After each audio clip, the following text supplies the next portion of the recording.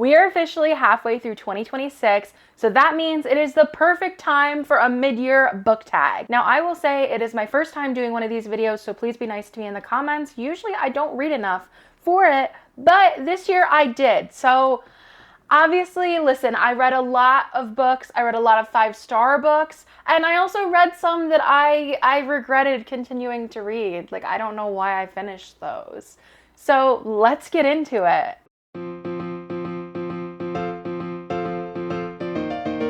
So it's mid-June, and I have officially read 24 books this year, which is pretty wild.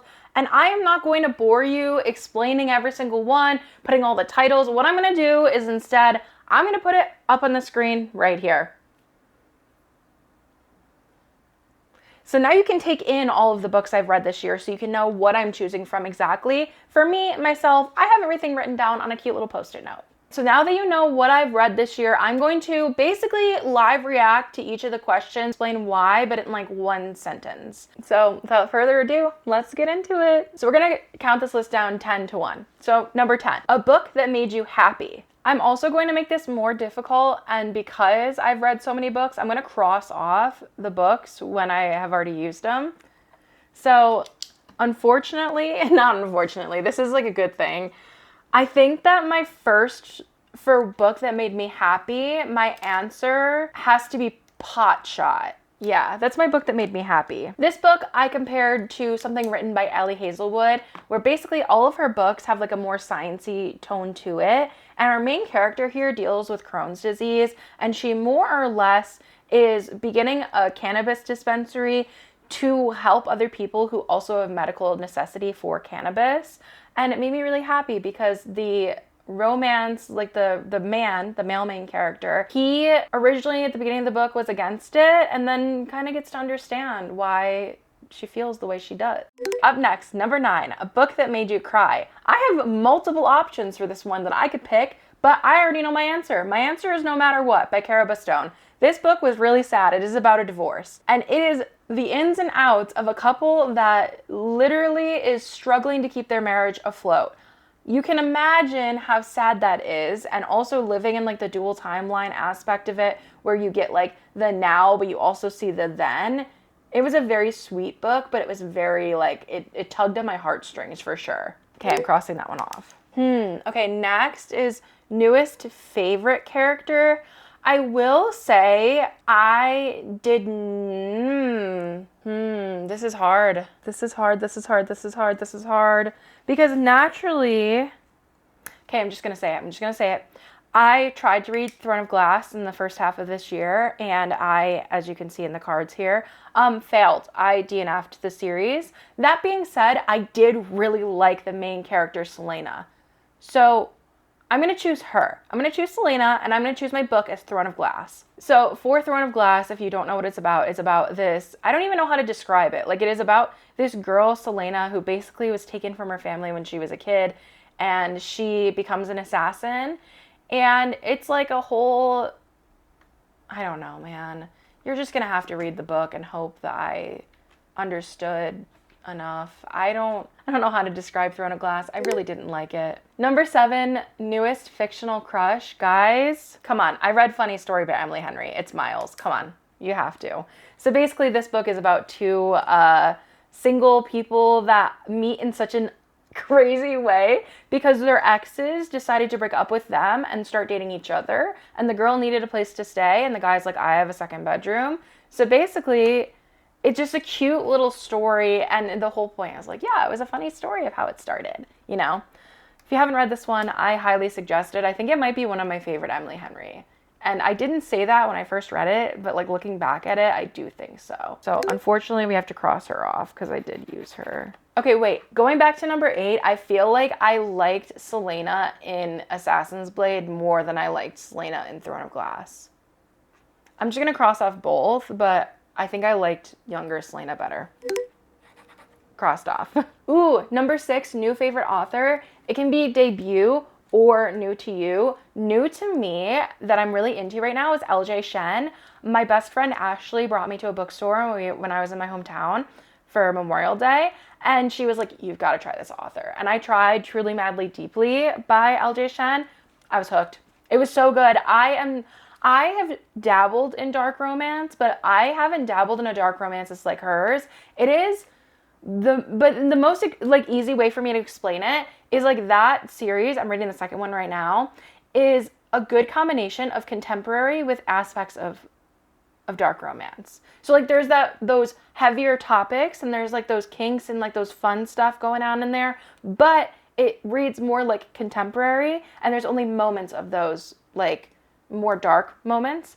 And I enjoyed that because I kind of needed a little thing like that. Like I read Butcher and Blackbird and didn't like it because I was like, I don't understand what's going on. But Truly Madly Deeply is a second chance romance between our main characters, Cal and Ro. Ro is a worldwide TV chef and Cal is just a normal gal, you know? Her dad dies, it brings her back to her hometown. The two of them rekindle.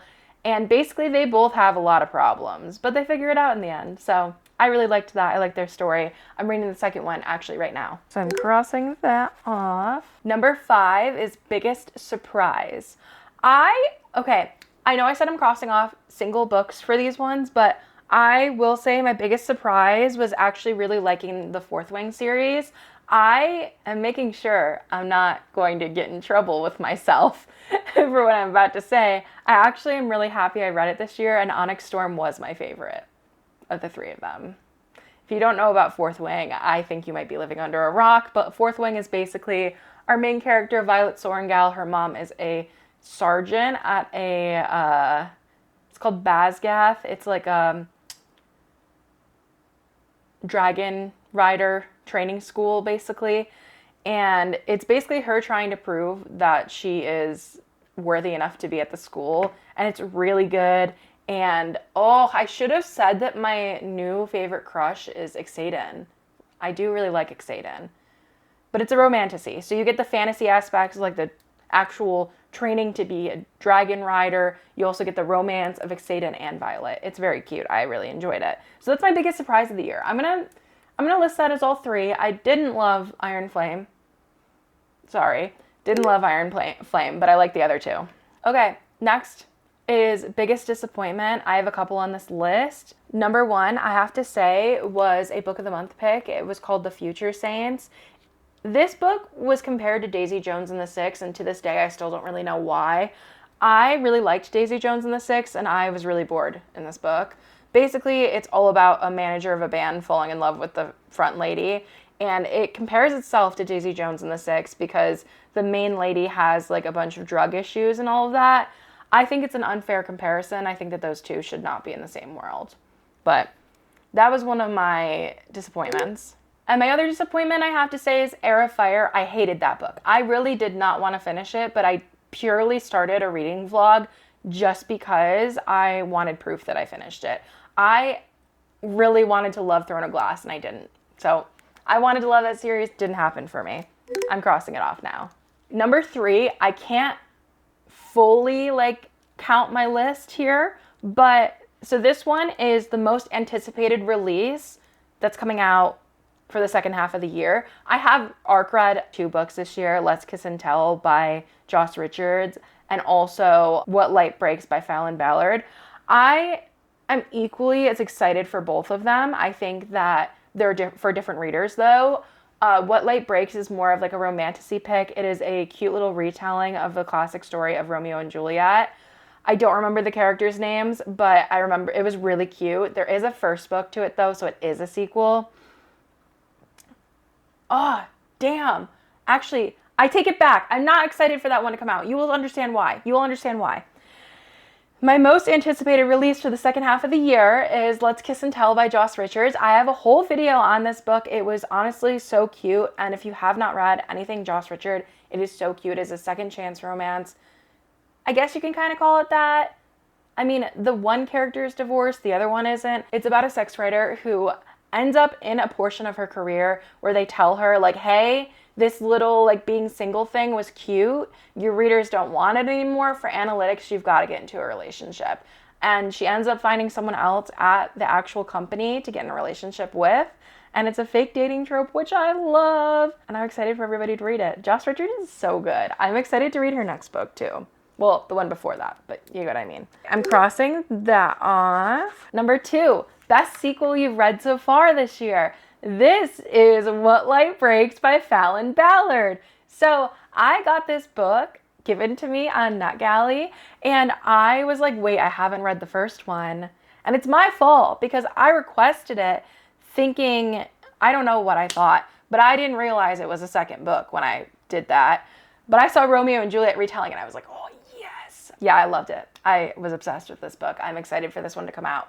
This is for the romanticy girlies that prefer a little more spice. So I am warning you in advance, there is spice. This is also a arranged marriage.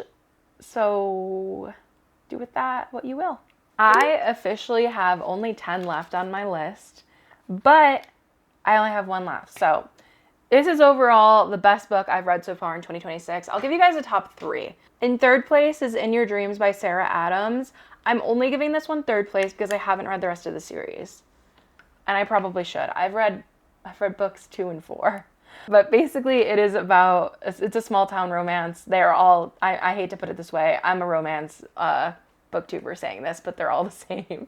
It's about a big family. It's the 4th girl in the family, you know, that you expect it. It's really cute though, and I have a soft spot in my heart for anything that takes place in New York City, and a big portion of it does take place in New York City, so I really enjoyed that. Number 2 is People Watching. There are so many words on this planet, and there's not a single one to fully let you guys know how much I cared for this book. This is about our main character who lives also in a small town. I don't like small town romance. Why am I reading so much of it this year? Our main characters live in a small town, and the guy, the guy gets invited back to the town because his brother is having a kid. Him and his sister get invited. And on his way back to town, he stops by a convenience store and meets the actual clerk there. And he notices that her mother is his old art teacher. And basically, it's a book about loving each other, but also loving someone with Alzheimer's, which is so special. And it's about him, like, getting to know the mom with Alzheimer's, but also, like, showing her that she can still do what she loves. So, like, they paint together. And then, obviously, her daughter's gonna fall in love with him because, like, I would if I were her. It was very cute. I really liked that one. But number 1 is my favorite. Number 1. Guys, we've made it. Number 1, number 1, number 1. My favorite book of 2026. This should not surprise you, but also this could have been something else on this list.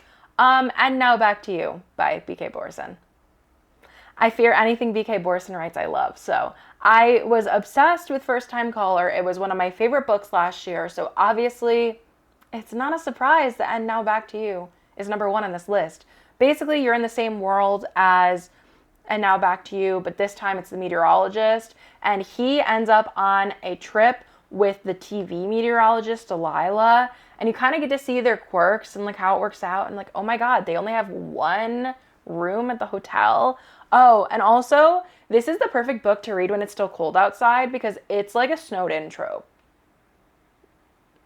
If that doesn't do it for you, I don't really know what else would. Now, I want to know from you guys, what has been the best book that you've read in 2026? Let me know in the comments down below.